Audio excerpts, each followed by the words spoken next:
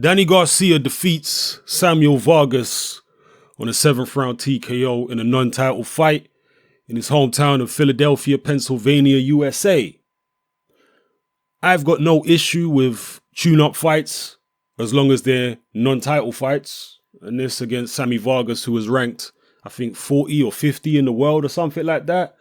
If it had been for Garcia's WBC title, I would have been screaming on it. But the fact that it was a non-title fight, I've got no issue. Great fighters in the past would often take non-title fights against journeymen just to stay busy or whatnot. So I got no issue with that. As far as the fight itself and the performance, well, we have to bear in mind that Samuel Vargas was stopped, I believe it was in 4 rounds by Errol Spence a couple of years ago. This was when Spence was about 14-0 or something like that. But despite the fact that Danny Garcia took a few rounds longer, I think Garcia actually looked good. And what I mean by that is Garcia's always been a guy who is pretty slow-footed in the ring.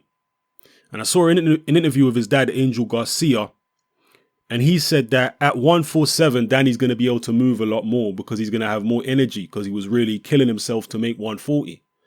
And it seems as though Angel Garcia wasn't just chatting rubbish. He was maybe saying something that has some validity to it, because Danny Garcia's movement in this fight, his foot movement, the speed of his feet was far better than I've ever seen from him before. And it don't matter what the quality of opposition is when I'm looking at a guy's foot speed. I know how Danny Garcia's feet normally move, and they don't normally move that much or that fast. I know what my eyes can see. I don't need to see him in the ring. I can just see him in the ring shadow boxing and see whether his feet are faster than they were before or not, particularly when it's such a drastic improvement. Danny Garcia really was a bit of a plodder at 140.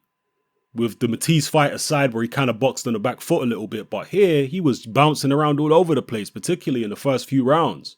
Firing off combinations, he looked very sharp. And even his upper body movement seemed better. He seemed less stiff than he was at 140. So when you combine that with the fact that Keith Thurman, his next opponent, was looking like the Kingpin from Spider-Man, sat at ringside in his suit, which was literally bursting at the seams, I may have to reassess the way I see the Thurman-Danny Garcia fight going. Garcia with extra mobility, with extra speed, maybe some extra power, and Thurman looking bloated. You know, I know there's plenty of time before the fight takes place, but still, I might have to reassess a little bit. Maybe this is actually a much closer fight than I initially anticipated. Don't get it twisted. I always thought it would be a competitive fight, but I was quite firmly picking Keith Thurman to beat Garcia on points. But having seen Garcia there, I'm thinking this is more like maybe even a 55-45 in Thurman's favor in my mind. Could I even be convinced to say that it's 50-50 or even slightly favor Garcia? We'll see how it goes over the next few months. But yeah, I felt like Garcia's movement was good. His foot speed and foot movement was good. He was firing off sharp combinations. He actually dropped Samuel Vargas with a right hand, which is a little unusual for Danny Garcia. It's normally the left hook which does all the damage. But he was showing the repertoire in there. No question about it. I was quite impressed with his repertoire, his movement, his fluidity, etc. With the opponent, I mean, it's a journeyman opponent. You can't expect too much from him. Well, I don't want to say journeyman. It's a club fighter level opponent. Let's just say that, because he don't have that many losses on his record to call him a journeyman. But he's certainly a club fighter level opponent.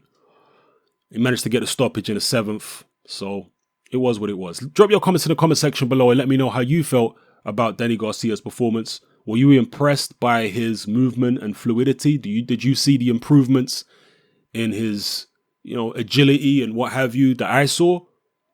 Or maybe you think I'm seeing things, but that's what I saw, people. So drop your comments in the comment section below. Let me know how you feel. It's your boy Hatman. I'm out.